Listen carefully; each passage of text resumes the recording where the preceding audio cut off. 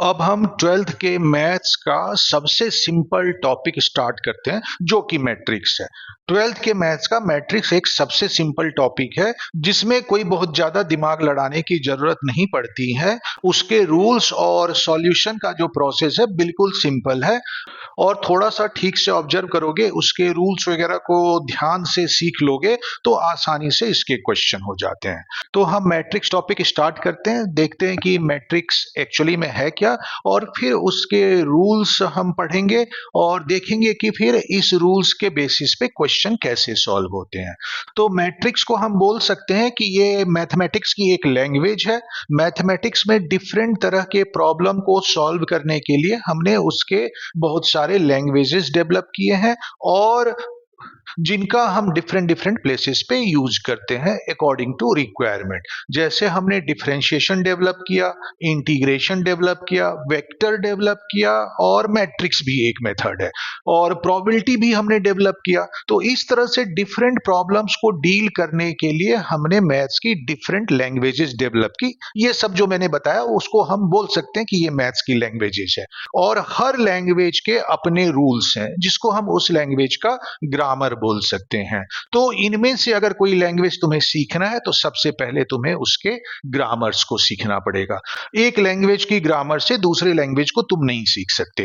तुम ये नहीं कह सकते कि मुझे अलजेब्रा के रूल्स पता हैं तो मैं उस बेसिस पे मैट्रिक्स को सीख लूंगा। मैट्रिक्स का अपना अलग रूल है, उसका अपना अलग ग्रामर है, वो तुम्हें सीखना पड़ेगा, है कि नहीं? जैसा कि नॉर्मल लैंग्वेज में होता है, हमने एक दूसरे से बात करने के लिए बहुत सारे लैंग्वेजेस डेवलप किए हैं। हर लैंग्वेज का अपना ग्रामर है। एक लैंग्वेज की ग्रामर से दूसरे लैंग्वेज को अगर सीखने की कोशिश करोगे तो प्रॉब्लम होगा। जैसे हिंदी का ग्रामर और इंग्लिश का ग्रामर डिफरेंट है। जैसे एग्जांपल है कि हिंदी में एक सेंटेंस है, मैं स्कूल जा रहा हूं, तो इसे इंग्लिश लैंग्वेज में कैसे बोलोगे? I am going to school. अब तुम इन दोनों सेंटेंस को ऑब्जर्व करो तो उनके ग्रामेटिकल स्ट्रक्चर में काफी डिफरेंस है। जैसे इसमें डेस्टिनेशन वाला पॉइंट है स्कूल, तो हिंदी में जो स्कूल है वो पहले आ रहा है, मैं स्कूल, ठीक है, स्कूल पहले आ गया। इंग्लिश में क्या हुआ? I am going to school, जो डेस्टिनेशन वाला पॉइंट स्कूल था वो लास्ट में आया। और डेस्टिनेशन पॉइंट को कनेक्ट करने के लिए जो प्रोसेस है जाना, तो हिंदी में वो बाद में आ रहा है, मैं स्कूल जा रहा हूं, तो जा जो है वो स्कूल के बाद आ रहा है। इंग्लिश में क्या हो रहा है? I am going to school, वो स्कूल से पहले आ गया, गोइंग टू स्कूल, ठीक है ना? तो गोइंग जो प्रोसेस है वो पहले आ गया। तो इस तरह से दोनों का जो ग्रामेटिकल स्ट्रक्चर है, ग्रामर है, वो बिल्कुल डिफरेंट है। अब तुम हिंदी का ग्रामर सीख के इंग्लिश को सीखने की कोशिश करोगे तो प्रॉब्लम होगा, नहीं सीख पाओगे। अगर हिंदी के हिसाब से इंग्लिश में बोलोगे तो तुम कैसे बोल दोगे? कि तो तुम बोल दोगे आई स्कूल गोइंग एम, तो इसका कोई सेंस बना? नहीं बना। इस तरह से अगर तुम बोलने लगोगे तो सामने वाले को समझ में भी नहीं आएगा। तो इसलिए जो है, जब तुम नॉर्मल में भी कोई लैंग्वेज सीखते हो तो तुम्हें उसका ग्रामर सीखना पड़ता है पहले, तभी तुम उस लैंग्वेज को प्रॉपरली लिख और बोल सकोगे। सेम मैथ्स में भी है। मैथ्स का कोई लैंग्वेज, उसका कोई प्रोसेस सीखना है तो हमें ग्रामर सीखना पड़ेगा। तो मैट्रिक्स भी मैथ्स का एक लैंग्वेज है और उसमें अगर हमें प्रॉब्लम सॉल्व करना है तो उसके ग्रामर को सीखना पड़ेगा। तो वही हम करेंगे। मैट्रिक्स के बारे में सबसे पहले मैं इंफॉर्मेशन दूंगा, उसके रूल्स बताऊंगा और फिर उस बेसिस पे प्रॉब्लम सॉल्व करेंगे। अब तुम ये मत पूछना कि सर मैट्रिक्स का यूज कहां पे है, क्या है, क्योंकि आजकल ये स्टूडेंट्स के पूछने का फैशन बन गया कि कुछ भी बताओ तो वो सीधा बोलेंगे कि सर इसका यूज कहां पे है। अरे भाई, सबसे पहले यूज ही जान लोगे क्या? पहले प्रोसेस तो करो, उसे देखो कि वो चीजें क्या है, कैसे वर्क करती है, उसके बाद उसका यूज भी आ जाएगा। अब हमने मार्स पर अपना स्पेसशिप भेज दिया, अब तुम कहोगे कि सर उसका यूज क्या है, तो फिलहाल तो कोई यूज नहीं है, फालतू है। अभी अगर वैसे नॉर्मल सोचे तो फालतू गया है, उसका यूज जो है वो तो बाद में होगा। हमें अभी ये पता चला है कि मार्स तक स्पेसशिप जा सकता है। मार्स तक कैसे जा सकता है उसका आइडिया आ चुका है। हो सकता है किसी दिन उसी बेसिस पे इंसान भी चला जाए और हो सकता है हम मार्स पे इंसानी बस्ती भी बसा लें। तो ये सब तो फ्यूचर का प्रोसेस है, लेकिन इनिशियल स्टेप तो ये है ना कि वहां तक जाए कैसे। तो अभी पहला प्रोसेस है, पहला स्टेप लिया हमने कि स्पेसशिप को भेज के देखा है। सीधा आदमी बैठा के तो भेज नहीं देंगे, तो अभी इनिशियल स्टेप से। और अभी तुम वैसे देखोगे तो तुम्हें लगेगा लगेगा ये फालतू का पैसा खराब कर दिया, फालतू का स्पेसशिप में भेज रहे हैं, क्योंकि उसका तो कोई यूज नहीं दिख रहा है ना फिलहाल। तो इसीलिए कोई भी चीज करने से पहले सीधा यूज पे मत जाओ, क्योंकि तुम्हें लगता है कि जैसे प्लस और माइनस हमने सीख लिया और दुकान खरीदने जाते हैं तो वहां पे प्लस माइनस का काम आता है चीजों को समझने में, तो तुम सोचते हो कि मैथ्स के हर जो लैंग्वेज है, हर जो प्रोसेस है, इसी तरह से यूज आना है। तो जैसे मैट्रिक्स सीखा, सर मैं दुकान में सामान खरीदने जाऊंगा तो मैट्रिक्स का क्या यूज आएगा? अरे भाई, तुम्हारी लाइफ जो है दुकान में सामान खरीदने तक ही सीमित है क्या? हायर स्टडी नहीं करोगे? मैट्रिक्स और ये जो भी लैंग्वेजेस हैं, इनका हायर स्टडी जब करोगे तो डिफरेंट फील्ड में बहुत ज्यादा यूज है। अब वो क्या यूज है तुम्हें अभी जान लेना है क्या? और अगर बता भी दूंगा तो तुम्हें क्या समझ में आएगा? क्योंकि तुम्हें उन फील्ड्स के बारे में कोई इंफॉर्मेशन तो है ही नहीं, तो तुम्हें समझ में भी नहीं आएगा। इसलिए ये बेवकूफाना क्वेश्चन है और ज्यादा ही क्यूरियोसिटी हो रही है, तो अब तो गूगल बाबा है, गूगल बाबा से बोलो, वो सर्च करके बता देंगे।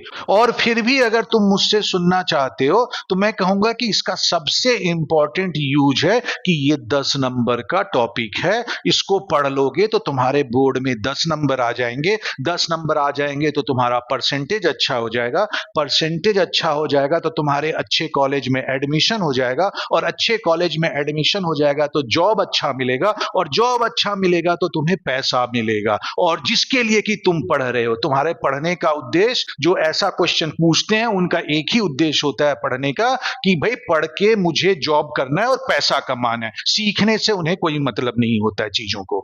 तो तुम्हारे काम का बस यही है, मैट्रिक्स का तुम्हारे लिए यही काम है कि पढ़ के नंबर लाओ। अभी इसका सबसे बड़ा यूज यही है, ठीक है?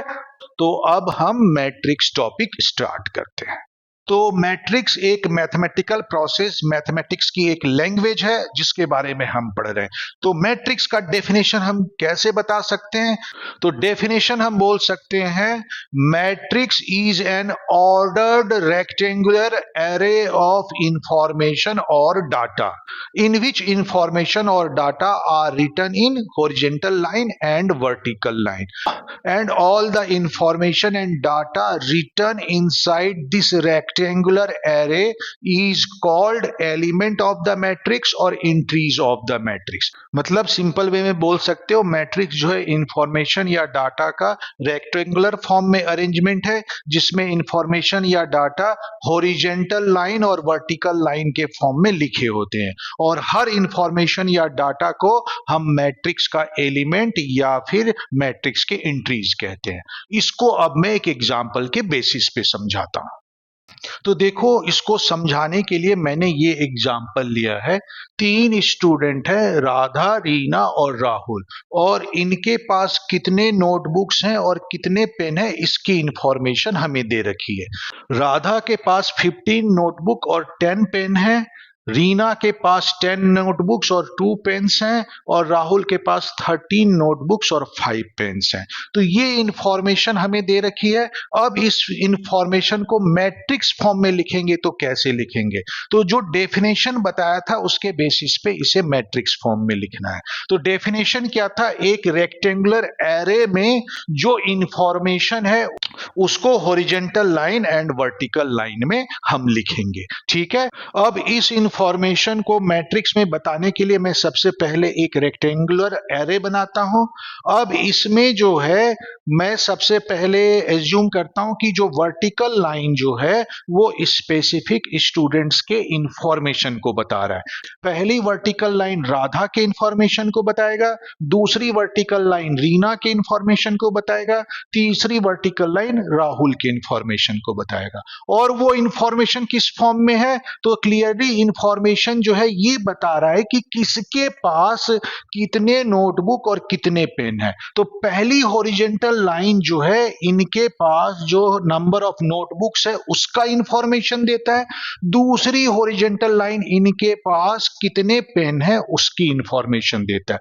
तो राधा के पास देखो 15 नोटबुक है और 10 पेन है, रीना के पास देखो 10 नोटबुक है और 2 पेन है, और राहुल के पास 13 नोटबुक और 5 पेन है।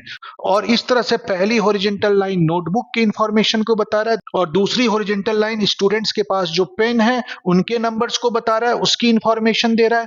वर्टिकल लाइन जो है हर स्टूडेंट के पास कितने नोटबुक और कितने पेन है उसकी इंफॉर्मेशन दे रहा है। तो ये बेसिकली इंफॉर्मेशन को मैट्रिक्स फॉर्म में लिखने का तरीका है। इसको हम डिफरेंट तरह से भी लिख सकते हैं। अभी जो इंफॉर्मेशन को मैंने हॉरिजॉन्टल लाइन में लिखा है तो उसको मैं वर्टिकल लाइन में भी लिख सकता हूं, और जो स्टूडेंट्स हैं जिनकी इंफॉर्मेशन रिप्रेजेंट कर रहे हैं उसको मैं हॉरिजॉन्टल लाइन में भी ला सकता हूं। तो उस केस में देखो मैट्रिक्स कैसा हो जाएगा। अगर मैं इनके रिलेटिव इंफॉर्मेशन को चेंज कर दूं और जो इंफॉर्मेशन है नंबर ऑफ नोटबुक और नंबर ऑफ पेन की उसको वर्टिकल लाइन में ले आऊं, और जो स्टूडेंट्स है जिनकी इंफॉर्मेशन दे रखी है उनको हॉरिजॉन्टल लाइन में ले आऊं, तब ये मैट्रिक्स इस फॉर्म में हो जाएगा। तो अब जो हॉरिजॉन्टल लाइन है वो राधा की इंफॉर्मेशन को दे रहा है कि उसके पास कितने नोटबुक और कितने पेन है।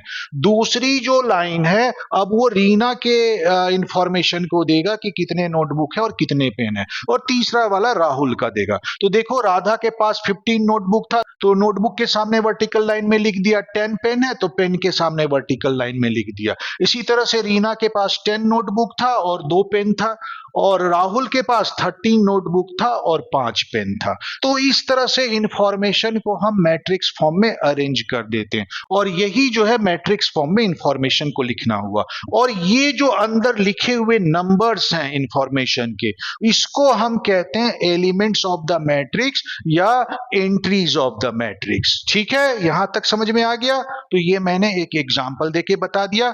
अब इसका एक जनरल फॉर्म लिख के इसके पैरामीटर्स को हम डिफाइन करते हैं। तो किसी मैट्रिक्स को जनरल फॉर्म में हम इस तरह से लिखते हैं। अब ये सब जो डाटा अंदर लिखे हुए हैं उनके साथ जो नंबर लगा हुआ है उसका भी एक मतलब है, तो इसलिए ध्यान से सुनना ताकि सारी इंफॉर्मेशन तुम्हारी क्लियर रहे और उसे याद भी कर लेना, क्योंकि तभी आगे क्वेश्चन हो पाएगा। और नहीं तो तुम ऐसे ही किसी मूवी की तरह देखते रहोगे तो सीधी सी बात है दिमाग में तो वो छपने से रहा, फिर वो तुम्हारे दिमाग में जाने के बाद इवेपोरेट हो जाएगा और फिर तुम बोलोगे सर ये कब बताया था, ये तो मुझे याद ही नहीं है। तो याद कैसे होगा? याद तब ना होगा जब इसे ध्यान से देखोगे, इसे दिमाग में जाने दोगे और जाने के बाद उसे एब्जॉर्ब करोगे इस तरह से कि वो तुम्हारे माइंड में छप जाए, प्रिंट हो जाए, तब नहीं याद रहेगा। अब वीडियो देखते हुए तुम वहां गाने भी सुन रहे हो, फ्रेंड के साथ मैसेज भी खेल रहे हो, वहां से पानी पीने भी जा रहे हो, तो फिर कहां से ये दिमाग में छपेगा? इसलिए वो सब काम मत करो, ठीक से इसे देखो, तब चीजें याद रहेगी। तो यहां पे देखो जो इंफॉर्मेशन है वो हॉरिजॉन्टल लाइन और वर्टिकल लाइन के फॉर्म में है। ये जो हॉरिजॉन्टल लाइन है इसको हम बोलते हैं रो, और ये जो वर्टिकल लाइन है इंफॉर्मेशन का इसको बोलते हैं कॉलम। तो ये दो चीज याद रखना। तो मैट्रिक्स में जो एंट्रीज लिखी जाती हैं वो रो और कॉलम के फॉर्म में लिखी जाती हैं। हॉरिजॉन्टल लाइन रो हुआ, वर्टिकल लाइन कॉलम हुआ। और ये जो लिखा हुआ A11 इसको रीड कैसे करते हैं? 11 कई बार सिंपल पढ़ने के लिए मैं भी 11 बोल देता हूं, बट ये एक्चुअली में 11 है। और ये 11 क्या बताता है? कौन से नंबर का रो और कौन से नंबर का कॉलम है। तो जैसे देखो ये हमारा फर्स्ट रो होगा, ये हमारा फर्स्ट कॉलम होगा। तो ये बताता है 11 फर्स्ट रो और फर्स्ट कॉलम को।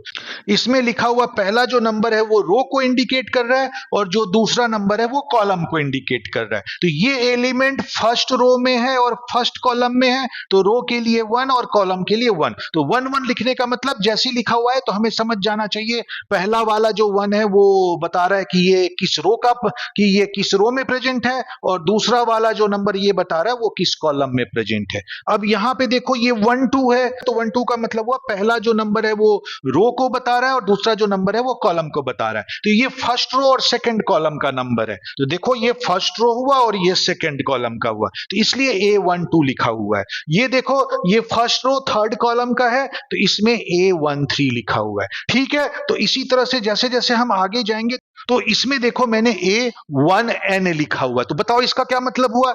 यहां से जो मैं बता रहा हूं सुनते तो जा रहे हो ना, तो इतना तो आइडिया हो गया होगा कि कैसे वो आगे बढ़ रहा है। तो A1N का क्या मतलब हो गया ये तो पता चलना चाहिए। तो क्या तुम समझ पा रहे हो कि मैं क्या बताया हूं?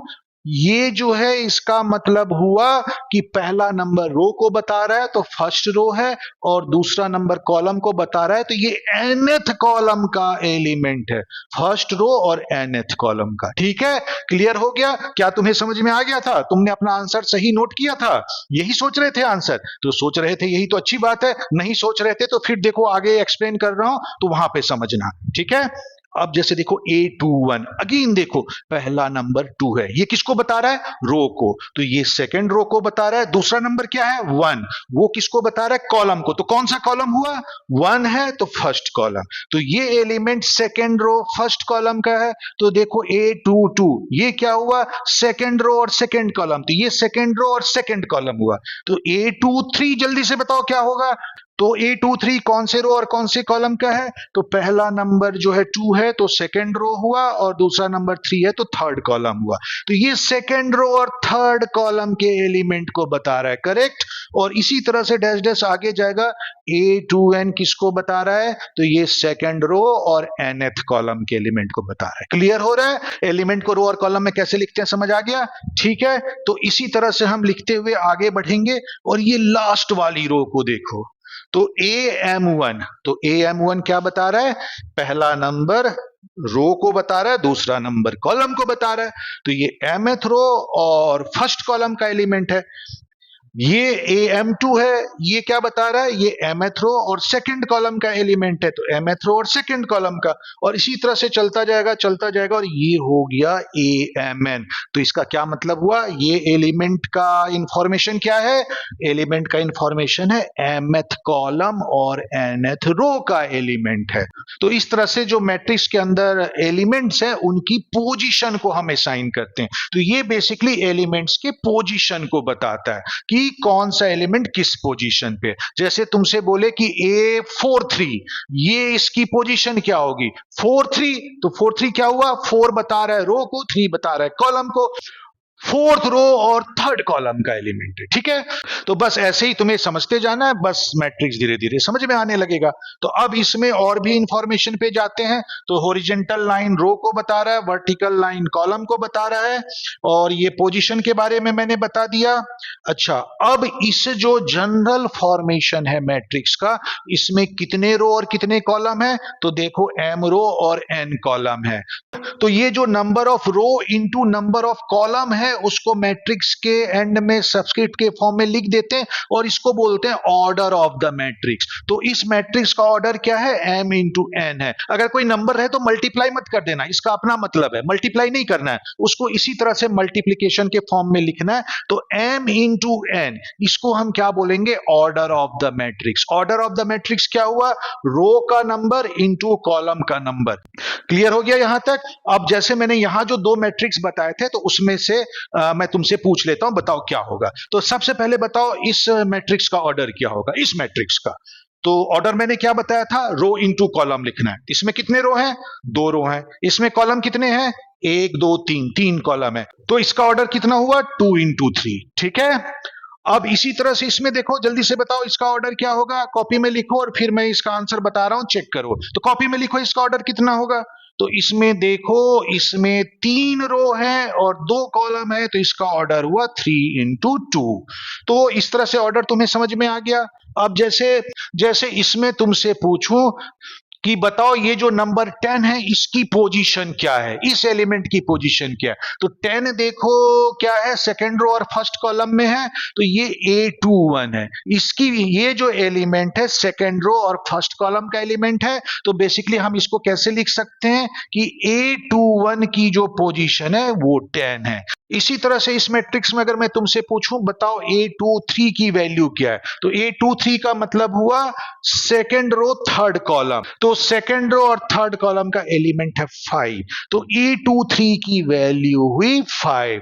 तो इस तरह से तुम्हें इंफॉर्मेशन के बेसिस पे क्वेश्चन भी पूछे जा सकते हैं। तो क्लियर हुआ यहां तक? होपफुली समझ में आ गया होगा। तो ये इस तरह से मैट्रिक्स का इंफॉर्मेशन है, और इस इंफॉर्मेशन के बेसिस पे ऐसे तुमसे इंफॉर्मेशन क्वेश्चन पूछा जा सकता है।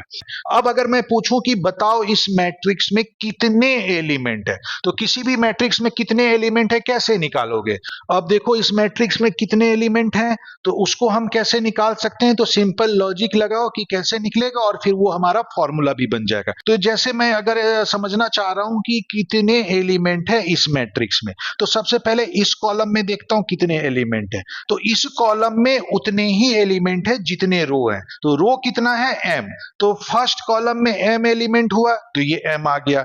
इसी तरह से सेकंड कॉलम में देखो कितने एलिमेंट है, तो सेकंड कॉलम में भी इतना ही एलिमेंट होगा, है कि नहीं? इसी तरह से थर्ड कॉलम में भी इतना ही एलिमेंट होगा, फोर्थ में भी इतना ही एलिमेंट होगा। अब इसी तरह से कितने कॉलम है? तो n कॉलम है। हमें पता है हर कॉलम में m एलिमेंट है, तो हर कॉलम के एलिमेंट को ऐड करते जाओ। तो m प्लस ऐसे ही ऐड होते जाएगा। कितने बार ऐड होगा? तो n कॉलम है तो इसी तरह से ये ऐड होगा n टाइम्स। तो अगर मैं m को n टाइम्स ऐड करूं तो कितना आ जाएगा? m इंटू n लिख सकता हूं इसे। तो बेसिकली जो टोटल नंबर ऑफ एलिमेंट होगा वो m इंटू n होगा। तो सिंपल वे में समझने के लिए हम बोल सकते हैं जितने रो हैं और जितने कॉलम है उसको मल्टीप्लाई कर दो तो वो मैट्रिक्स के नंबर ऑफ एलिमेंट्स को बता देता है। तो m into n basically matrix का नंबर ऑफ एलिमेंट्स ही है। तो जैसे तुम इसमें चेक कर सकते हो इसमें कितने एलिमेंट हैं, 1 2 3 4 5 6 एलिमेंट है, और इनको मल्टीप्लाई कर दो रो इंटू कॉलम को तो ये भी 6 हो रहा है। तो बस निकल गया। तो रो और कॉलम को मल्टीप्लाई कर दो तो वो बेसिकली तुम्हें जो है मैट्रिक्स में टोटल कितने एलिमेंट है वो दे देगा, और उसका लॉजिकल एक्सप्लेनेशन ये है। ठीक है। अब एक और चीज, जब भी हम मैट्रिक्स को रिप्रेजेंट करते हैं तो कैपिटल लेटर से रिप्रेजेंट करते हैं। एलिमेंट को हम किससे रिप्रेजेंट करते हैं? तो एलिमेंट्स को यूजुअली स्मॉलर लेटर से रिप्रेजेंट किया जाता है। और उसको कैसे लिख सकते हैं? तो एक स्क्वायर ब्रैकेट के अंदर मैं लिखता हूं AIJ। तो स्मॉल लेटर ए एलिमेंट को बताता है और आई और जे क्या है? तो आई नंबर ऑफ रो को बता रहा है और जे नंबर ऑफ कॉलम को बता रहा है। तो बेसिकली ये एलिमेंट जो है आईएथ रो और जेथ कॉलम का एलिमेंट है, और इसको हम जनरल एलिमेंट कहते हैं क्योंकि आई और जे जो है यहाँ पे वेरिएबल है और वो मैट्रिक्स के अंदर प्रेजेंट किसी भी रो कॉलम के एलिमेंट को रिप्रेजेंट करता है। तो इसलिए इसे हम जनरल एलिमेंट कहते हैं। और सपोज इसका ऑर्डर m इंटू n है तो मैं यहाँ पे m क्रॉस n लिख देता हूं जो इसका ऑर्डर है। तो इसका क्या मतलब हुआ? नंबर ऑफ रोज m है और नंबर ऑफ कॉलम n है। तो जनरल फॉर्म में मैं i को क्या लिख सकता हूं? क्योंकि i और j वेरिएबल है तो उसकी वैल्यू कहां से कहां तक वेरी होगी। तो क्लियरली जब हम एलिमेंट को रिप्रेजेंट कर रहे हैं तो रो और कॉलम के जो नंबर होंगे वो सिर्फ नेचुरल नंबर ही हो सकते हैं। तो m और n भी यहाँ पे नेचुरल नंबर ही हैं। तो i की जो वैल्यू वेरी हो सकती है 1, क्योंकि 1 से छोटा तो नेचुरल नंबर होता ही नहीं है, लीस्ट 1 होगा, तो इसलिए 1 से ही स्टार्ट होगा। तो i की वैल्यू 1 या उससे बड़ी होगी, लेकिन m या उससे छोटी होगी क्योंकि यहां पे लिखा हुआ है नंबर ऑफ रो m है। इसी तरह से जो j है जो कि कॉलम को बता रहा है, तो j की वैल्यू भी 1 या उससे बड़ी होगी लेकिन n या उससे छोटी होगी, जहां m और n जो है नेचुरल नंबर है। तो AIJ इस मैट्रिक्स का जनरल एलिमेंट है, मतलब वो सारे एलिमेंट का रिप्रेजेंटेशन है। कैपिटल A जो है वो मैट्रिक्स को रिप्रेजेंट कर रहा है, तो इसको रिप्रेजेंट करते हैं इस तरह से, स्क्वायर ब्रैकेट के अंदर जनरल एलिमेंट AIJ लिख दिया और फिर उसका ऑर्डर लिख दिया यहां पे। तो ये मैट्रिक्स का मैथमेटिकल रिप्रेजेंटेशन है। ठीक है।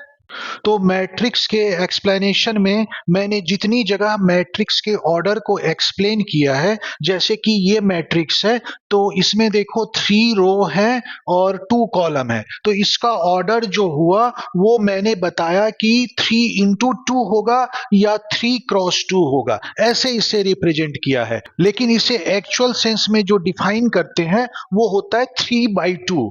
एक्चुअली में इसे कैसे कहा जाएगा? ये 3/2 ऑर्डर का मैट्रिक्स है। लेकिन क्योंकि ये सिंबल इनटू के साथ या क्रॉस के साथ ज्यादा रिलेटेड है तो वो याद रहता है, इसलिए मैंने 3 इंटू 2 या 3 क्रॉस 2 इस तरह से रिप्रेजेंट किया है। मतलब किसी मैट्रिक्स को इस तरह से रिप्रेजेंट किया गया है कि capital letter A equal to small letter IJ close bracket और m क्रॉस n। तो ये जो m क्रॉस n है जो कि क्लोज ब्रैकेट के नीचे लिखा गया है वो इस A मैट्रिक्स का ऑर्डर है। अगेन इसको कैसे रीड करेंगे हम? इसको रीड करेंगे m बाई n। हालांकि मैंने कैसे रिप्रेजेंट किया था ऑर्डर, जो भी एक्सप्लेनेशन किया उसमें, तो मैंने उसे रिप्रेजेंट किया था m क्रॉस n या m इंटू n से, क्योंकि उससे समझना थोड़ा सा आसान था। लेकिन अब उसे याद रख लो, उसे थोड़ा सा चेंज कर लो कि इसको हम एक्चुअली में रीड करते हैं m बाई n से। ठीक है, तो ये करेक्ट कर लेना। तो मैट्रिक्स का जनरल इंफॉर्मेशन हमने देख लिया। अब मैट्रिक्स के डेफिनेशन और जो भी इंफॉर्मेशन हमने मैट्रिक्स का पढ़ा उसके बेसिस पे हम different types of matrix define कर सकते हैं। तो वो डिफरेंट टाइप्स ऑफ मैट्रिक्स कौन से हैं वो मैं बताता हूं। तो उसमें सबसे पहला टाइप का जो मैट्रिक्स हम डिफाइन कर सकते हैं वो है कॉलम मैट्रिक्स। तो कॉलम मैट्रिक्स हम ऐसे मैट्रिक्स को कहते हैं जिसमें सिर्फ एक ही कॉलम हो। रो उसमें कितने भी हो सकते हैं, लेकिन अगर उस मैट्रिक्स में सिर्फ एक ही कॉलम है तो हम उसे कॉलम मैट्रिक्स कहेंगे। ठीक है, डेफिनेशन समझ में आ गया? इसका एक एग्जाम्पल भी बता देता हूं। तो ये देखो ए एक मैट्रिक्स है और क्योंकि इसमें सिर्फ एक ही कॉलम है तो इसको हम कॉलम मैट्रिक्स बोलेंगे। ठीक है, क्लियर है? तो इस कॉलम मैट्रिक्स का बताओ ऑर्डर क्या होगा? तो इसका ऑर्डर क्या होगा? ऑर्डर क्या होता है? रो इनटू कॉलम, उसी को हम ऑर्डर कहते हैं। तो 5 रो है और 1 कॉलम है, तो 5 इंटू 1 इसका ऑर्डर हुआ। तो यही तुमने लिखा था अपनी कॉपी में। अगर लिखा था तो अच्छी बात है कि तुम्हें याद है, और नहीं लिखा था तो फिर से पीछे ऑर्डर की डेफिनेशन को अभी के अभी तुरंत देखो, वो तुम्हारे माइंड में छप जाना चाहिए, याद रहना चाहिए, ताकि कहीं पे भी ऑर्डर का क्वेश्चन आए, ऑर्डर पूछे तो तुमसे हो जाना चाहिए। ठीक है, तो उस बेसिस पे फिर देखो इसका ऑर्डर 5 इंटू 1 कैसे हो रहा है। तो जनरल फॉर्म में फिर हम कॉलम मैट्रिक्स को क्या लिख सकते हैं? m इंटू 1 का फॉर्म। m जहां पे अगर पीछे के डेफिनेशन को ध्यान दो तो हमने मैट्रिक्स के जनरल फॉर्म में m को रो लिया था। तो जनरल फॉर्म में कॉलम मैट्रिक्स का ऑर्डर m इंटू 1 होगा। m जहां पे वेरिएबल है उसकी वैल्यू कुछ भी हो सकती है, लेकिन n जो कि नंबर ऑफ कॉलम है वो 1 ही होगा। ठीक है, अब दूसरा टाइप का मैट्रिक्स। तो दूसरा टाइप का जो मैट्रिक्स है वो इसी का जुड़वा भाई है। ये कॉलम मैट्रिक्स था तो वो दूसरा क्या हो गया? Row matrix. डेफिनेशन भी बस सिमिलर है, तो इस डेफिनेशन के बेसिस पे तुम इसका डेफिनेशन खुद बना सकते हो। अगर तुमने इसके डेफिनेशन को ठीक से सुना है, थोड़ा सा ऑब्जर्व किया है और थोड़ा सा अपना एनालिटिकल स्किल यूज करो, तो इस डेफिनेशन को सुन के इसका डेफिनेशन तुम खुद बना सकते हो, खुद बता सकते हो, मुझे बताने की जरूरत नहीं पड़ेगी, है कि नहीं? तो देखो इस डेफिनेशन को माइंड में रखते हुए क्या तुम इसकी डेफिनेशन बना सकते हो सिमिलर फॉर्मेट में? यस, इसका डेफिनेशन इसी की तरह हो जाएगा। A matrix which have 1 row only is called row matrix. ठीक है, तो इसमें कॉलम कितने भी हो सकते हैं लेकिन रो एक ही होगा, इसलिए इसे हम रो मैट्रिक्स कहते हैं। करेक्ट? तो इसको और क्लियरिफाई करने के लिए मैं एक एग्जांपल भी देता हूं। तो B एक मैट्रिक्स है और ये उसके एलिमेंट है। तो बताओ इसका ऑर्डर क्या होगा? अब क्योंकि यहां पे मैंने ऑर्डर को डिफाइन कर दिया था कि कैसे निकालेंगे, तो यहां का ऑर्डर तो अब उसको भी पता चल जाना चाहिए जिसे ऑर्डर की डेफिनेशन नहीं पता था, और जिसे अब भी ऑर्डर पता नहीं चल पा रहा है तो समझ लो कि वो निहायत नालायक है, वो ठीक से सुन नहीं रहा है और उसका दिमाग भी फंक्शन नहीं कर रहा है। तो जल्दी से इसका ऑर्डर अपने कॉपी पे लिखो और मैं फिर इसका ऑर्डर लिख रहा हूं, उससे मैच करा लो।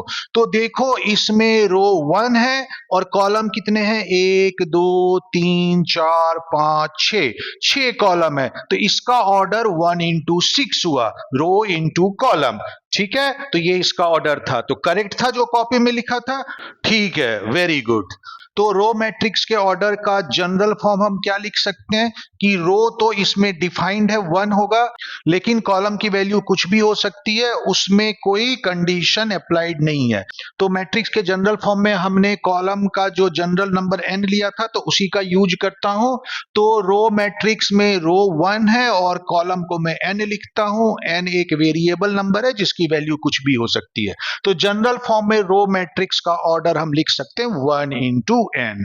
अब थर्ड टाइप का मैट्रिक्स, तो थर्ड टाइप का मैट्रिक्स है स्क्वायर मैट्रिक्स। तो देखो इसके नाम में स्क्वायर है, तो स्क्वायर के इंफॉर्मेशन को यूज करते हुए अगर तुम यहां पे भी मैट्रिक्स की डेफिनेशन बनाना चाहो तो इजीली बना सकते हो। कैसे बना सकते हो? स्क्वायर क्या होता है? स्क्वायर होता है जिसकी साइड्स इक्वल होती हैं, लेंथ और विड्थ इक्वल होनी चाहिए। तो इसका मतलब अगर कोई मैट्रिक्स स्क्वायर की तरह बन रहा है तो उसका क्या हो सकता है? उसका क्या मीनिंग हो सकता है? उसका मीनिंग हो सकता है कि इधर रो में जितने एलिमेंट हैं और इधर कॉलम में जितने एलिमेंट है वो इक्वल होना चाहिए। और जब ऐसा इक्वल होगा तो बेसिकली ये स्क्वायर टाइप का स्ट्रक्चर आ जाएगा, है कि नहीं? तो बस यही इसका डेफिनेशन है। तो a matrix is said to be square matrix if number of rows and number of columns are equal. तो ठीक है, डेफिनेशन क्लियर आ गया समझ में। अब इसको समझाने के लिए मैं एक एग्जांपल भी देता हूं। अब जैसे ये सी मैट्रिक्स देखो, तो देखो इसमें जितने एलिमेंट रो में है उतने ही एलिमेंट कॉलम में है, तो इसलिए ये स्क्वायर मैट्रिक्स है। और इस स्क्वायर मैट्रिक्स का ऑर्डर बताओ क्या होगा? तो ऑर्डर की डेफिनेशन के बेसिस पे क्या होना चाहिए? तो काउंट करो कितने रो हैं, एक रो, दो रो और तीन रो हैं। कॉलम कितने हैं? एक कॉलम, दो कॉलम, तीन कॉलम है। तो तीन रो और तीन कॉलम है, तो इसलिए इसका ऑर्डर 3 into 3 होगा। ठीक है, तो जनरल फॉर्म में स्क्वायर मैट्रिक्स को हम कैसे रिप्रेजेंट करेंगे? तो अगर m नंबर ऑफ रो है और n नंबर ऑफ कॉलम है, तो अगर कोई मैट्रिक्स स्क्वायर मैट्रिक्स है तो नंबर ऑफ रो और नंबर ऑफ कॉलम इक्वल होगा, मतलब m इक्वल टू n होगा। तो ये स्क्वायर मैट्रिक्स की जनरल डेफिनेशन या जनरल कंडीशन हो गई। और क्योंकि रो और कॉलम इक्वल होता है, तो जैसे इस केस में इसका ऑर्डर 3 into 3 हुआ है, तो कई बार जो है इसको रिप्रेजेंट ऐसे कर देते हैं कि अगर कोई स्क्वायर मैट्रिक्स है तो इसको हम 3 into 3 ना लिख के सिर्फ 3 लिख देते हैं, हम बोलते हैं थर्ड ऑर्डर का स्क्वायर मैट्रिक्स। तो अगर किसी स्क्वायर मैट्रिक्स में सिर्फ 3 लिखा हुआ है, इसका मतलब रो भी 3 है और कॉलम भी 3 है और उसका ऑर्डर 3 into 3 है। तो स्क्वायर मैट्रिक्स का ऑर्डर बताने के लिए रो इंटू कॉलम लिख के भी बता सकते हैं, या क्योंकि रो और कॉलम सेम होता है तो सिर्फ एक ही नंबर लिख दिया जाता है जो भी उनका है। तो जैसे यहां पे ऑर्डर 3 into 3 था, तो उसको सिंपल मैं क्या लिख के बता सकता हूं? 3, सिर्फ 3 लिख के भी बता सकता हूं। ठीक है, यहां तक क्लियर हो गया। अब आता है नेक्स्ट टाइप का मैट्रिक्स। तो नेक्स्ट मैट्रिक्स है डायगोनल मैट्रिक्स। तो जो डायगोनल मैट्रिक्स है वो स्क्वायर मैट्रिक्स का ही एक टाइप है, एक special type of square matrix है, जिसमें कि डायगोनल एलिमेंट छोड़ के बाकी सारे एलिमेंट जीरो होने चाहिए। मतलब a square matrix which all non-diagonal elements are zero called diagonal matrix। Diagonal भी जीरो हो सकता है, उसमें कोई प्रॉब्लम नहीं है, तब भी वो जो है तुम्हारा डायगोनल मैट्रिक्स तो कहलाएगा ही। लेकिन अगर वो नॉन जीरो है तब भी कोई प्रॉब्लम नहीं है, जो नॉन डायगोनल एलिमेंट है वो नेसेसरीली जीरो होना चाहिए। तो डायगोनल मैट्रिक्स की डेफिनेशन समझ में आ गई, जिसके डायगोनल को छोड़ के बाकी सारे एलिमेंट्स जीरो होते हैं। तो इसको भी प्रॉपरली विजुअलाइज करने के लिए मैं एक एग्जांपल देता हूं। तो ये एक डायगोनल मैट्रिक्स का एग्जाम्पल है। तो अब देखो बेसिकली यहां पे डायगोनल का एक प्रॉपर इंफॉर्मेशन तुम्हें समझ लेना चाहिए। मैट्रिक्स में डायगोनल का सेंस तभी बनता है जब वो स्क्वायर मैट्रिक्स है। अगर वो स्क्वायर मैट्रिक्स नहीं है तो उसमें डायगोनल डिफाइन नहीं होगा, उस केस में हम डायगोनल की बात नहीं कर सकते, हम मैट्रिक्स के डायगोनल को डिफाइन नहीं कर सकते, और ये उसका मेन डायगोनल कहलाता है। मतलब ये जो होता है इसको लीडिंग डायगोनल या मेन डायगोनल बोलते हैं मैट्रिक्स का। और ये भी एक डायगोनल है ऐसे करके, लेकिन जब भी डायगोनल लिखा रहता है स्पेसिफाई नहीं है तो इसका मतलब वो लीडिंग डायगोनल या मेन डायगोनल की बात कर रहे हैं। ठीक है, तो डायगोनल एलिमेंट याद रखना वो सिर्फ स्क्वायर मैट्रिक्स में डिफाइन है, नॉन स्क्वायर मैट्रिक्स में वो डिफाइन नहीं है। ठीक है, तो यहां पे देखो जैसे डायगोनल के एलिमेंट 1 2 3 हैं और बाकी सारे एलिमेंट जीरो हैं, तो इसलिए ये डायगोनल मैट्रिक्स है। और डायगोनल मैट्रिक्स को कई बार इस तरह से भी रिप्रेजेंट कर सकते हैं। इस डायगोनल मैट्रिक्स को जैसे मैंने लिख के दिखाया कि इस तरह से भी रिप्रेजेंटेशन हो सकता है। तो यहां पे देखो DIAG डायगोनल का शॉर्ट फॉर्म है, और जो स्क्वायर ब्रैकेट के अंदर एलिमेंट है वो डायगोनल के एलिमेंट लिखे गए हैं 1 2 3। तो इसका मतलब हुआ कि ये जो है एक डायगोनल मैट्रिक्स की बात कर रहा है जिसके डायगोनल के एलिमेंट 1 2 3 हैं। तो डायगोनल में 3 एलिमेंट होने का मतलब हुआ इसमें 3 रो और 3 कॉलम होंगे, क्योंकि डायगोनल मैट्रिक्स स्क्वायर मैट्रिक्स है। तो अगर ये स्क्वायर मैट्रिक्स है और डायगोनल के एलिमेंट लिखे गए हैं 3 एलिमेंट हैं, तो इसका मतलब हुआ इस स्क्वायर मैट्रिक्स में 3 रो और 3 कॉलम होंगे। तो इसलिए जितने एलिमेंट यहां पे लिखे गए हैं ये डायगोनल के एलिमेंट है, और जितने एलिमेंट है वही इसका ऑर्डर होगा। तो ये बेसिकली एक डायगोनल मैट्रिक्स को रिप्रेजेंट कर रहा है जिसके डायगोनल एलिमेंट 1 2 3 है और इसका ऑर्डर 3 है। तो डायगोनल मैट्रिक्स को इस तरह से भी लिख के रिप्रेजेंट किया जा सकता है, और ये रिप्रेजेंटेशन इस बार बोर्ड में यूज भी किया गया। ठीक है, अब हम नेक्स्ट टाइप ऑफ मैट्रिक्स में चलते हैं। तो नेक्स्ट टाइप का मैट्रिक्स हम डिफाइन कर रहे हैं स्केलर मैट्रिक्स। तो स्केलर मैट्रिक्स एक स्पेशल टाइप का डायगोनल मैट्रिक्स है। मतलब ये स्क्वायर मैट्रिक्स भी होगा क्योंकि डायगोनल मैट्रिक्स स्क्वायर मैट्रिक्स होता है, और एक स्पेशल टाइप का डायगोनल मैट्रिक्स है। तो कैसा स्पेशल टाइप का? इसमें डायगोनल के जितने भी एलिमेंट हैं सारे के सारे इक्वल होंगे। तो ऐसा डायगोनल मैट्रिक्स जिसके डायगोनल के सारे एलिमेंट्स इक्वल हों तो उसे हम क्या कहेंगे? स्केलर मैट्रिक्स कहेंगे। ठीक है, तो ये देखो स्केलर मैट्रिक्स का एग्जाम्पल। H एक स्केलर मैट्रिक्स है, क्यों? तो देखो कैसे, डायगोनल को छोड़ के बाकी सारे एलिमेंट्स जीरो हैं तो ये डायगोनल मैट्रिक्स है, और डायगोनल के सारे एलिमेंट सेम है, इक्वल हैं, तो इसलिए इसको हमने एक स्पेशल नाम दे दिया स्केलर मैट्रिक्स। और इसमें जितने रो हैं उतने ही कॉलम भी हैं, तो ये स्क्वायर मैट्रिक्स भी हुआ।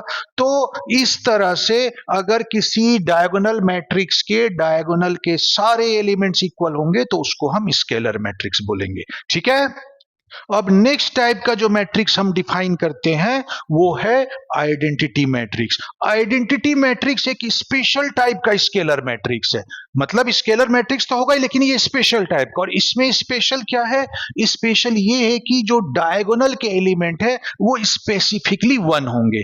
तो अगर किसी स्केलर मैट्रिक्स के डायगोनल के एलिमेंट 1 है तो उसे हम आइडेंटिटी मैट्रिक्स या यूनिट मैट्रिक्स कहते हैं।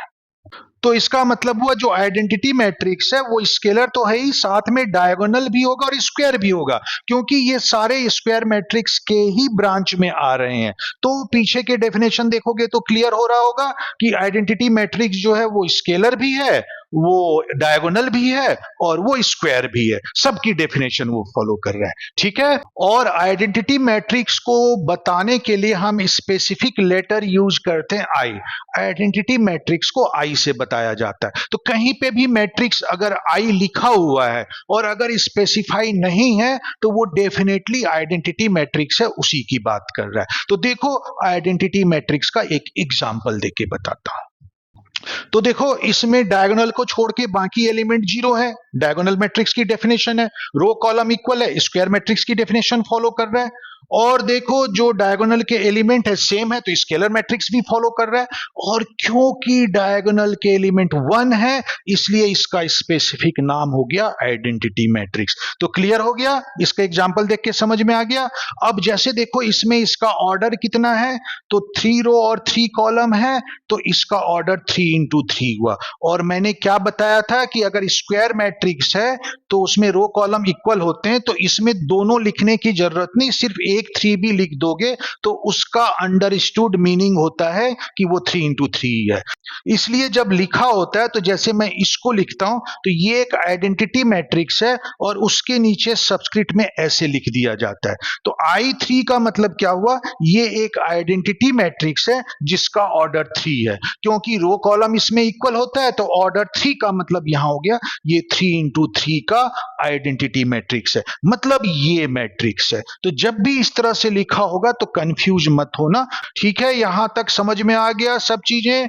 क्लियर हो गया? डेफिनेशन दिमाग के अंदर गया और छप गया कि नहीं? छप जाना चाहिए, बिल्कुल एकदम से प्रिंट हो जाना चाहिए, ताकि जैसे एग्जाम में तुम्हारे पास आंसर शीट आए तो बस फोटो कॉपी कर देना है। इसलिए इस तरह से छप जाना चाहिए कि उसका जेरोक्स कभी भी जब चाहो निकाल सको। ठीक है?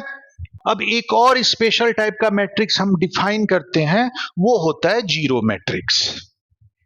तो जीरो मैट्रिक्स, जैसे इसका नाम ही बता रहा है कि इसके सारे एलिमेंट्स जीरो होंगे। तो अगर किसी मैट्रिक्स के सारे एलिमेंट्स जीरो हो तो वो जीरो मैट्रिक्स है। उसका स्क्वायर मैट्रिक्स होना जरूरी नहीं है, कोई भी मैट्रिक्स हो, अगर सारे एलिमेंट्स उसके जीरो हैं तो उसको हम जीरो मैट्रिक्स कहेंगे। ठीक है? तो जैसे ये जीरो मैट्रिक्स का एग्जांपल दिया मैंने, देखो इसमें सारे एलिमेंट्स जीरो हैं तो ये जीरो मैट्रिक्स हुआ। और इसका तुम ऑर्डर बता सकते हो, तो देखो इसका ऑर्डर क्या होगा? कितने रो हैं इसमें? एक और दो, दो रो हैं। और कॉलम कितने हैं? एक दो तीन, तीन कॉलम है। तो इसका ऑर्डर हुआ 2 into 3। तो इसलिए ये 2 into 3 ऑर्डर का जीरो मैट्रिक्स है। और जीरो मैट्रिक्स को लेटर ओ से रिप्रेजेंट किया जाता है। तो लेटर ओ जहां पे भी लिखा हो, इसका मतलब जीरो मैट्रिक्स है। क्लियर? समझ में आ गया यहां तक? तो इसमें जितने भी एनसीईआरटी में डेफिनेशन दे रखे थे मैट्रिक्स के, वो मैंने बता दिया है। अब एक और इंपॉर्टेंट चीज बता देता हूं। तो अगर कोई दो मैट्रिक्स, जैसे ए और बी दो मैट्रिक्स हैं, तो अगर कोई दो मैट्रिक्स इक्वल है तो इसका क्या मतलब हुआ? तो दो मैट्रिक्स के इक्वल होने का मतलब हुआ दोनों मैट्रिक्स के ऑर्डर भी सेम है और दोनों मैट्रिक्स में जो करस्पॉन्डिंग एलिमेंट है वो भी सेम है। ऐसा होगा तभी हम दो मैट्रिक्स को इक्वल मैट्रिक्स बोलेंगे। तो सपोज ए मैट्रिक्स 3 into 2 ऑर्डर का मैट्रिक्स है और उसके अंदर के एलिमेंट्स को मैंने इस तरह से लिख दिया है। तो अगर बी इसके इक्वल है तो एसेंशियल कंडीशन है कि बी का ऑर्डर भी वही होना चाहिए जो ए का है। तो ए का ऑर्डर 3 into 2 है तो बी का भी 3 into 2 होगा। तो ये देखो, बी भी मैंने 3 और 2 का मैट्रिक्स बनाया है और उस मैट्रिक्स के अंदर बी के एलिमेंट्स को मैंने लिख दिया। तो दोनों का ऑर्डर सेम है, तो जो इक्वल होने की पहली कंडीशन तो ये दोनों सेटिस्फाई कर रहे हैं। फिर मैंने क्या बताया? अगर वो इक्वल मैट्रिक्स है तो करस्पॉन्डिंग एलिमेंट्स इक्वल होंगे। इसका क्या मतलब हुआ? करस्पॉन्डिंग एलिमेंट से क्या समझा तुमने? तो करस्पॉन्डिंग एलिमेंट का मतलब हुआ सेम पोजीशन पे जो एलिमेंट्स हैं वो इक्वल होना चाहिए। तो इसका मतलब 1 1 का जो इसका एलिमेंट है और इसका जो 1 1 का एलिमेंट है वो इक्वल होना चाहिए। इसका मतलब हुआ अगर दोनों मैट्रिक्स इक्वल हैं तो A11 इक्वल टू B11 होगा। 1 1 से क्या समझे? देखो पीछे मैंने बताया था ना, जब एलिमेंट्स के बारे में इंफॉर्मेशन दिया था कि ये 1 1 1 2 क्या रिप्रेजेंट कर रहे हैं, कौन से रो और कौन से कॉलम के एलिमेंट है। तो अगर ध्यान नहीं आ रहा है, अगर समझ नहीं आ रहा है, तो पीछे जाके जल्दी से डेफिनेशन देखो और उसे समझ लो और उसके बाद फिर से इसे दोबारा समझना। नहीं तो अब मैं आगे बढ़ूंगा तो पीछे की चीजें यूज आएंगी और वो याद नहीं रहेगा, तो फिर से ठीक से समझ में नहीं आएगा। इसलिए पीछे जो भी चीजें मैंने बताई है उसे याद रखते जाओ। ठीक है? इसी तरह से 1 2 का एलिमेंट जो इस मैट्रिक्स का और इस मैट्रिक्स का वो इक्वल होगा तो A12 इक्वल टू B12 होगा। और इसी तरह से सारे करस्पॉन्डिंग एलिमेंट्स इक्वल होंगे। A21 B21 के इक्वल होगा, A22 B22 के इक्वल होगा, A31 B31 के इक्वल होगा और A32 B32 के इक्वल होगा। तो इस तरह से इक्वल मैट्रिक्स होने पे हम ये कंडीशन अप्लाई करेंगे। तो क्लियर हो गया? तो मैट्रिक्स के फर्स्ट टॉपिक पे इतनी सारी इंफॉर्मेशन थी, मैंने बता दिया है। अब इतनी इंफॉर्मेशन के बेसिस पे हम कुछ क्वेश्चंस करेंगे। तो तैयार हो क्वेश्चन करने के लिए? तो तैयार हो के बैठ जाओ, मैं क्वेश्चन को अपलोड कर देता हूं और तुरंत अभी के अभी इसे सॉल्व करके देखो। ठीक है? ये गाना बजाना बाद में करना, पहले जरूरी काम ये है इसको अभी के अभी सॉल्व करो, तभी तो पता चलेगा कि तुमने जो इतना इंफॉर्मेशन देखा है, मेरी इतनी बकवास सुनी है, वो तुम्हें समझ में आया है कि नहीं। ठीक है? गाना बजाना बाद में कभी भी कर सकते हो, ये मैसेज खेलना भी बाद में करना। ये क्वेश्चन मैंने अपलोड कर दिया, इसको अभी खुद सॉल्व करो, उसके बाद मेरे सॉल्यूशन से मैच करा और उसके बाद जो डांस स्टेप करने होंगे तुम्हें वो कर लेना।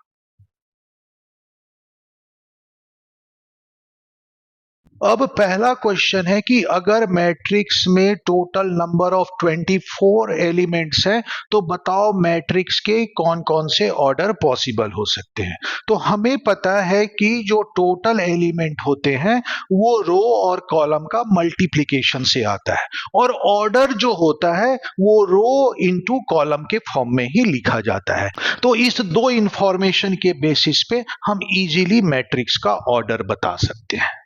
तो जैसे देखो क्या क्या ऑर्डर पॉसिबल हो सकता है। तो ये पॉसिबल हो सकता है कि एक रो हो, तो एक रो है तो फिर कॉलम कितना होना चाहिए कि 24 एलिमेंट हो। तो क्योंकि रो इनटू कॉलम ही नंबर ऑफ एलिमेंट्स को बताता है, तो अगर एक रो है तो उसमें 24 कॉलम होना चाहिए, तब 1 इंटू 24 इक्वल टू 24 एलिमेंट्स आएंगे। तो यही इसका ऑर्डर हुआ, 1 इंटू 24 पहला ऑर्डर हो गया। तो एक ये ऑर्डर पॉसिबल है। और क्या पॉसिबल है कि दो रो हो जाए, तो जैसी दो रो हो जाएगा तो कॉलम कितने होना चाहिए कि उसका मल्टीप्लिकेशन 24 हो जाए।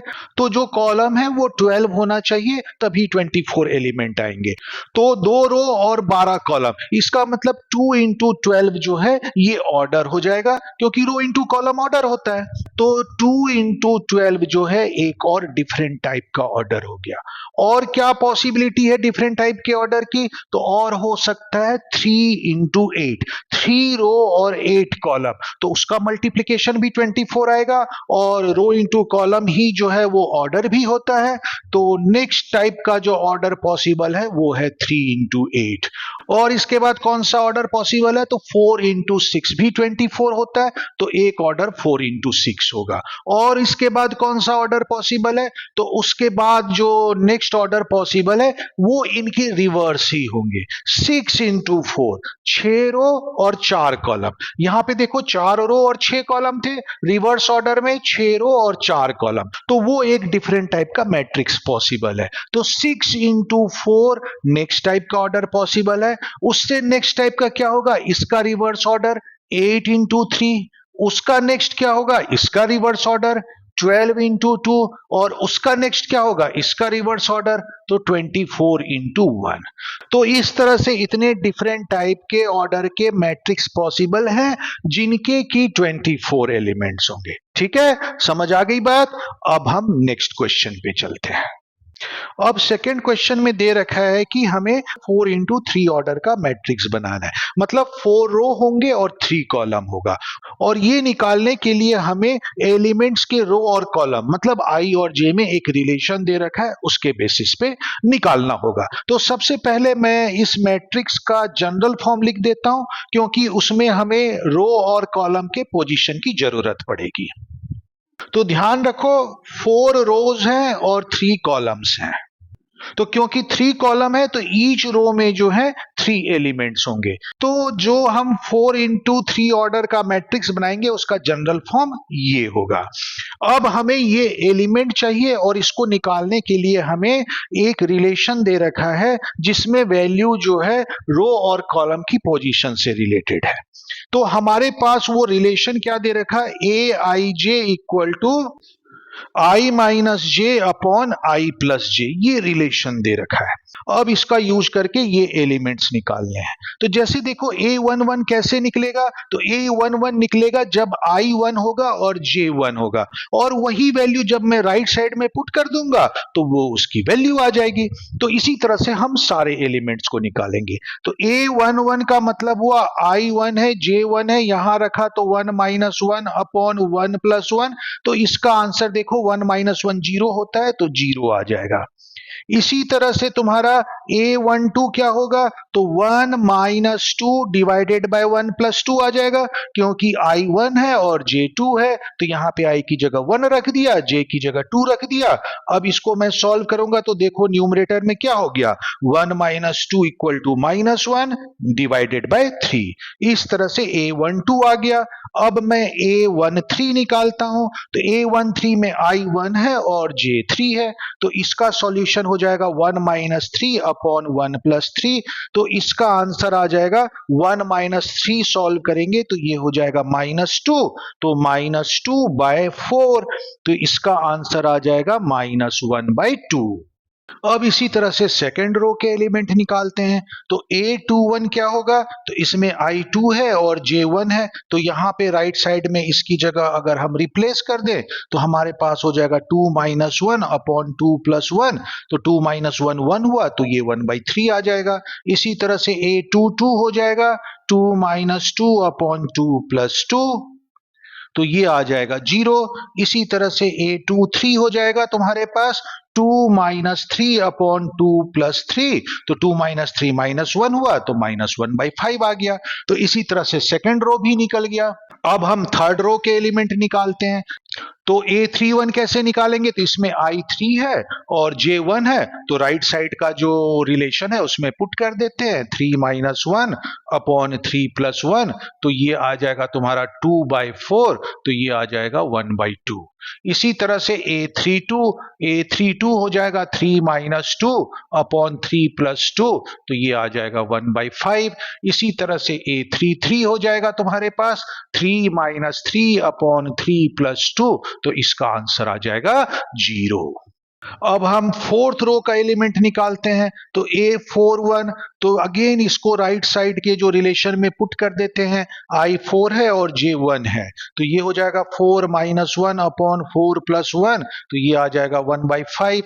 इसी तरह से A42 हो जाएगा 4 माइनस 2 अपॉन 4 प्लस 2, तो ये हो जाएगा 2/6 मतलब 1/3। इसी तरह से A43 हो जाएगा हमारे पास 4 माइनस 3 अपॉन 4 प्लस 3, तो ये हो जाएगा 1/7। तो इस तरह से जितने भी एलिमेंट इस मैट्रिक्स के हैं वो हमने निकाल लिए हैं। तो अब हमारा ये मैट्रिक्स बन गया। तो ये जो मैट्रिक्स है वो हो जाएगा, फर्स्ट रो में एलिमेंट होंगे 0 माइनस 1/3 और माइनस 1/2। सेकेंड रो में एलिमेंट होंगे 1/3, 0 और माइनस 1/5। थर्ड रो में एलिमेंट होंगे 1/2, 1/5 और 0, और फोर्थ रो में एलिमेंट होंगे 1/5, 1/3 और 1/7। और इस तरह से हमें मैट्रिक्स का आंसर मिल गया। तो ये एक टाइप का क्वेश्चन जो कि मैट्रिक्स में पूछता है, तो इसको अच्छे से देख के समझ लो। अब नेक्स्ट थर्ड क्वेश्चन पे आते हैं। तो इस क्वेश्चन में देखो ये दोनों मैट्रिक्स इक्वल दे रखे हैं, तो ये मैट्रिक्स के इक्वलिटी के कॉन्सेप्ट पर क्वेश्चन है। तो अगर ये दो मैट्रिक्स इक्वल हैं तो उसकी कंडीशन क्या होती थी कि ऑर्डर सेम होना चाहिए और करस्पॉन्डिंग एलिमेंट भी सेम होना चाहिए। तो खैर ऑर्डर तो सेम है, इसमें करस्पॉन्डिंग एलिमेंट भी सेम होना चाहिए। तो इसका क्या मतलब हुआ, जो इसका पहला एलिमेंट है और जो इसका पहला एलिमेंट है वो इक्वल होना चाहिए। तो a plus B equal to 6 होना चाहिए। इसी तरह से 1 2 वाला एलिमेंट भी इक्वल होना चाहिए, तो वो है ही। इसी तरह से 2 1 वाला इक्वल होना चाहिए, तो वो है ही। इसी तरह से 2 2 वाला भी इक्वल होना चाहिए, मतलब a भी इक्वल टू 8 होना चाहिए। तो अगर ये दोनों मैट्रिक्स इक्वल है तो उसकी कंडीशन ये दो आ रही हैं। अब हमसे पूछा है कि a और b की क्या वैल्यू होगी, तो इसको सॉल्व करके a और b की वैल्यू निकाल लेना है। तो इस तरह के इक्वेशन को तो 6th 7th में भी सॉल्व किया था, तो इसलिए इजीली सॉल्व कर सकते हो। तो खुद ट्राई करके सॉल्व कर लो, और बाकी मैं तो सॉल्व कर ही दे रहा हूं, वो तो तुम देख ही लोगे, लेकिन थोड़ा सा अपने दिमाग का भी यूज करो और खुद सॉल्व करने की कोशिश करो। क्योंकि जब तक तुम दिमाग से काम नहीं लोगे, उसमें जो जंग लगा हुआ है, तुम्हारे दिमाग में जो जंग लगा हुआ है, जब तक उसे छुड़ाओगे नहीं, उसे पॉलिश नहीं करोगे, तो वो फिर फास्ट वर्क कैसे करेगा। तो इसलिए थोड़ा थोड़ा खुद कोशिश करो, दिमाग को ट्रेन करो कि वो खुद सोच पाए, ठीक है। तो देखो इसको कैसे सॉल्व किया जाता है। तो यहां से मैंने b की वैल्यू निकाल ली 6 माइनस ए, और यहां पे b की जगह 6 माइनस ए पुट कर दिया, तो ये हो गया a इंटू ब्रैकेट में 6 माइनस ए इक्वल टू 8। अब मैं इसे सॉल्व कर लेता हूं, तो ये हो जाएगा 6a minus A square equal to 8। सबको राइट साइड लेके चले जाते हैं, तो ये हो जाएगा a square minus 6a plus 8 equal to 0। तो देखो ये फैक्टराइज हो रहा है easily, minus 4a minus 2a plus 8 equal to 0। अब मैं इन दोनों का ग्रुप लेके a कॉमन ले लेता हूं, तो a माइनस 4 आ जाएगा। यहां माइनस 2 कॉमन ले लिया तो a माइनस 4 आ जाएगा, और इस तरह से हमारे पास दो फैक्टर आ जाएंगे, a माइनस 4 और a माइनस 2 इक्वल टू 0। तो देयरफॉर a का आंसर होगा 4 और 2। तो ए की हमारे पास दो वैल्यूज आ गई हैं, 4 और 2, और इनकी हेल्प से बी की वैल्यू यहां से निकाल लेता हूं। तो जब ए 2 है तो उस समय बी की वैल्यू होगा 6 माइनस 2 इक्वल टू 4, और जब ए की वैल्यू 4 है तो उस समय बी की वैल्यू होगी 6 माइनस 4 इक्वल टू 2। तो इसका मतलब हो गया कि ए और बी में से एक नंबर 4 होगा और दूसरा नंबर 2 होगा।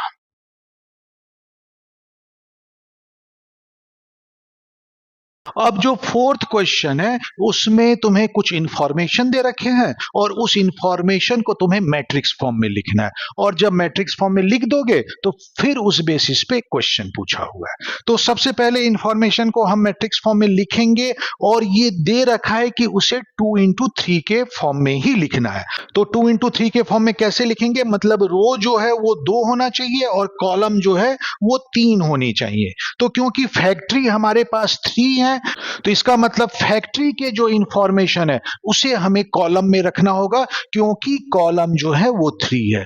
और फैक्ट्री में जो वर्कर है, मेन वर्कर और वुमेन वर्कर, तो वो दो टाइप के वर्कर हैं, तो क्योंकि दो रो हैं तो उन्हें हमें रो में रखना होगा। तो इस तरह से मैंने एक मैट्रिक्स बनाया जिसमें रो जो है वो वर्कर को रिप्रेजेंट कर रहे हैं, फर्स्ट रो मेन वर्कर को, सेकंड रो वुमेन वर्कर को, और जो कॉलम है वो जो है तुम्हारे फैक्ट्रीज के इंफॉर्मेशन को रिप्रेजेंट कर रहे हैं। पहला कॉलम फर्स्ट फैक्ट्री है, दूसरा कॉलम सेकंड फैक्ट्री है और तीसरा कॉलम थर्ड फैक्ट्री है। तो देखो फर्स्ट फैक्ट्री में 30 मेन वर्कर हैं और 25 वुमेन वर्कर हैं, तो 30 मेन वर्कर और 25 वुमेन वर्कर आ गए। इसी तरह से जो सेकंड फैक्ट्री है उसमें 25 मेन वर्कर है और 31 वुमेन वर्कर हैं, तो 25 और 30 ये आ गया। इसी तरह से जो थर्ड फैक्ट्री है उसमें 27 मेन वर्कर है और 26 वुमेन वर्कर हैं। तो इस तरह से हमारे पास 2 इंटू 3 ऑर्डर का रिक्वायर्ड मैट्रिक्स आ गया जो इस इंफॉर्मेशन से बना हुआ है। और उसके बाद तुमसे इसमें इंफॉर्मेशन पूछा है कि सेकेंड रो और थर्ड कॉलम का एलिमेंट क्या है और वो क्या रिप्रेजेंट कर रहा है। तो सेकेंड रो और थर्ड कॉलम का जो एलिमेंट है उसको मैं A23 लिख सकता हूं, वो है 26, और वो क्या रिप्रेजेंट कर रहा है, तो वो रिप्रेजेंट कर रहा है थर्ड फैक्ट्री में कितने वुमेन वर्कर हैं। तो ये इसका आंसर हो गया। ठीक है, तो मैट्रिक्स के एक्सप्लेनेशन में मैंने जितनी जगह मैट्रिक्स के ऑर्डर को एक्सप्लेन किया है, जैसे कि ये मैट्रिक्स है तो इसमें देखो 3 रो है और 2 कॉलम है, तो इसका ऑर्डर जो हुआ वो मैंने बताया कि 3 इंटू 2 होगा या 3 क्रॉस 2 होगा, ऐसे इसे रिप्रेजेंट किया है। लेकिन इसे एक्चुअल सेंस में जो डिफाइन करते हैं वो होता है 3/2। एक्चुअली में इसे कैसे कहा जाएगा, ये 3/2 ऑर्डर का मैट्रिक्स है। लेकिन क्योंकि ये सिंबल इनटू के साथ या क्रॉस के साथ ज्यादा रिलेटेड है तो वो याद रहता है, इसलिए मैंने 3 इंटू 2 या 3 क्रॉस 2 इस तरह से रिप्रेजेंट किया है। मतलब किसी मैट्रिक्स को इस तरह से रिप्रेजेंट किया गया है कि capital letter A equal to small letter IJ close bracket और M क्रॉस N। तो ये जो M क्रॉस N है जो कि क्लोज ब्रैकेट के नीचे लिखा गया है वो इस A मैट्रिक्स का ऑर्डर है। अगेन इसको कैसे रीड करेंगे, हम इसको रीड करेंगे M/N। हालांकि मैंने कैसे रिप्रेजेंट किया था ऑर्डर, जो भी एक्सप्लेनेशन किया उसमें, तो मैंने उसे रिप्रेजेंट किया था M क्रॉस N या M इंटू N से, क्योंकि उससे समझना थोड़ा सा आसान था। लेकिन अब उसे याद रख लो, उसे थोड़ा सा चेंज कर लो कि इसको हम एक्चुअली में रीड करते हैं M/N से। ठीक है, तो ये करेक्ट कर लेना।